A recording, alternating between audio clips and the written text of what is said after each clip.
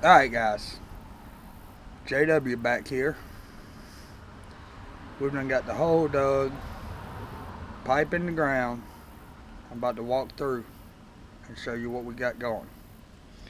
Right here guys, we got a no hub band, 4-inch pipe,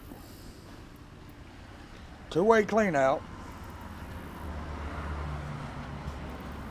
4-inch pipe all the way down, washing machine line coming out with a 45 short stick of pipe into a 4x2Y 20-foot stick of pipe, come all the way down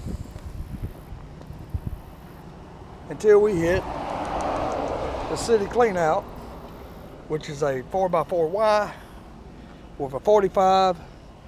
Then we got a 22.5 bend short stick of pipe, 22.5 bend into the couplings. Long day in the ditch digging with a shovel because at times the tractor couldn't do it. We're using a little terramite. Nice little tractor, plenty of digging power, just no maneuverability when you're over top of ditches. It'll be good for putting in like field lines and water lines or digging sewer lines whenever you don't have a deep ditch at the end. And I'll show you guys what I'm talking about. There's a Milwaukee M18 Sawzall.